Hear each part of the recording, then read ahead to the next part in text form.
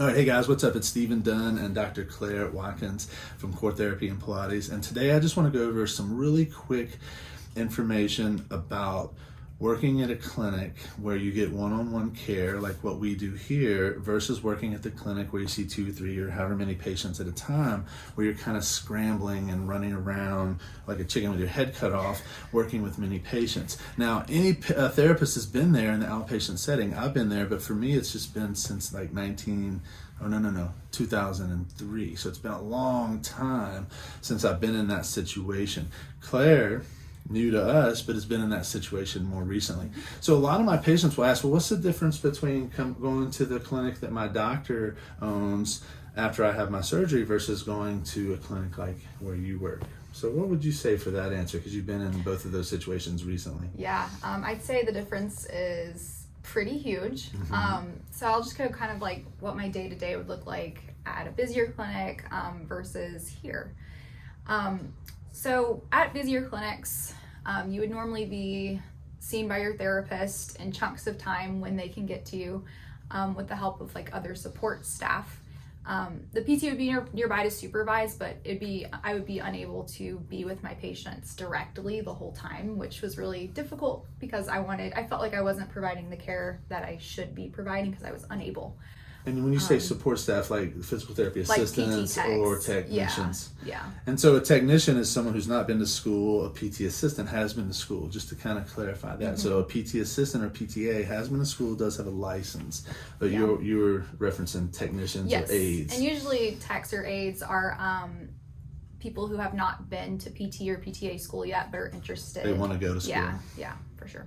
We've started there too. I bet you've been in that situation. I was a tech once. Yeah, myself. I was a tech back in 1994. Were you alive yet? No. All right, sorry. I'm 95. That's what I thought. Yeah. So we've all been there for Yeah. both the tech situation and the working in a busy situation, busy clinic situation. So you would kind of oversee a lot, not necessarily be the person delivering the care. Right, and I would still be able to do manual therapy and go over exercises and do cueing with the patients, do some hands-on, but it wasn't for the whole session. And I felt like because the way it was set up, I wasn't delivering the best care that the patient deserves. Got it. So yeah, and lots of times I would be like running around with weights and like making sure they're okay like there. I'm like, make sure you don't do your back like this when you squat that way, and then running to the next person. But you really didn't have the time to watch and make that modification and make that cue or whatever Not was always, needed at that time. yeah, for sure. That makes a lot of sense. I at one point I was seeing 50 patients a day in a workers' comp clinic. I don't think I ever saw that much, but I definitely never saw that much in one day. It was insane, and I wouldn't recommend it. And I only made it for a few months, but it was what pushed me into why I have this place and Claire can work in this place. So I'm thankful for that place in a weird way. Thankful for all my experiences, for sure. And when you get that time, you're like, wow, it's really amazing to get to spend time with people and get to know them on a personal level, but also know their body at a really different level because of how much time you spend with them. Right. So I just wanted to share that because a lot of our patients will ask, like, hey, I'm going to go to surgery. My doctor wants me to see their physical therapist, which the doctors can't force you to see their physical therapist. It's against the law. You can go see any physical therapist with any physical therapy referral that's written.